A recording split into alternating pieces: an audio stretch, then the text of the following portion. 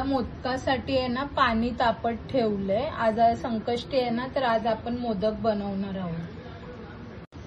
आता ना मोदकासाठी आपण उकड बनवतोय, तर त्यासाठी आपण ह्याच्यामध्ये पाणी टाकलंय आणि ह्याच्यामध्ये हे नारळाचं पाणी आहे ना ते पण टाकायचं थोडं, त्याच्याने पारीला गोड चव येते। आता पाण्याला छान उकळी आली आहे, तर आता याच्यामध्ये आपण तांदळाचं पीठ टाकूया।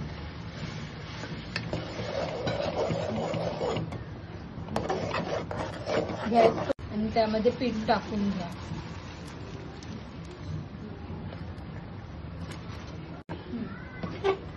आता उकड चांगली मिक्स करून घ्या।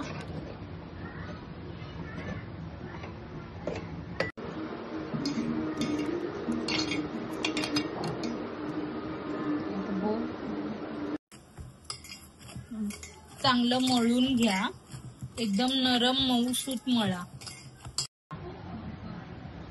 आता आपण मोदकासाठी सारण बनवणार आहे, त्यासाठी आपण थोडंसं तूप टाकूया। आता यामध्ये खोबरं असेल त्याप्रमाणे तुम्ही गूळ टाका।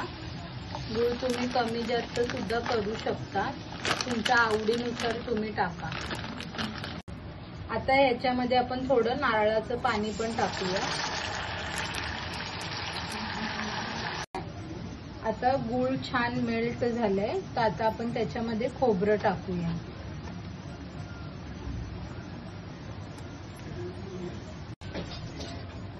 आता हे छान मिक्स करून घेऊया। आता ही वेलची पावडर आहे, ती आपण याच्यामध्ये थोडी टाकूया।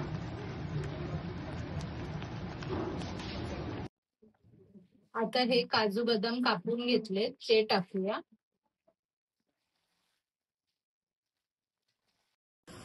आता आहे ना याच्यामधलं चांगलं पाणी आटेपर्यंत आपण ह्याला सारणाला चांगलं।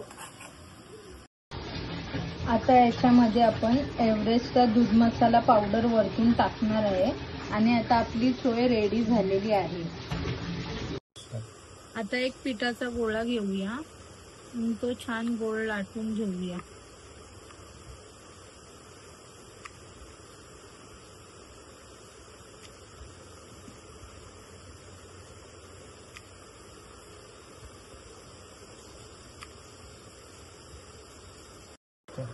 आता आपली पारी लाटून झाली, तर त्याच्यामध्ये आपण 1 चमचा चव टाकणार आहे।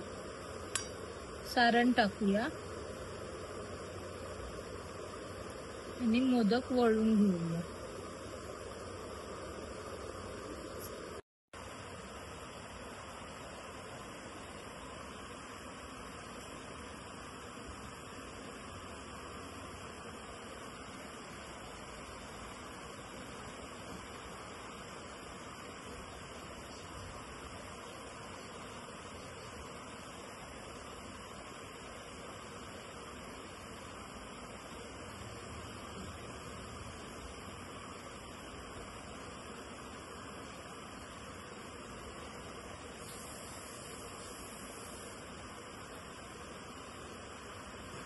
उरलेलं वरचं पीठ आपण काढून घेऊया।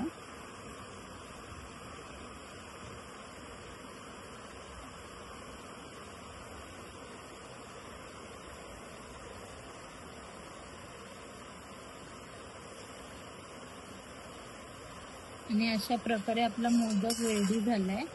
आपण आहे ना चाळणीला तूप ग्रीस करून घेतले, त्याच्यावर आता हा आपण मोदक ठेवूया आणि असेच आता आपण सर्व मोदक बनवून घेऊया।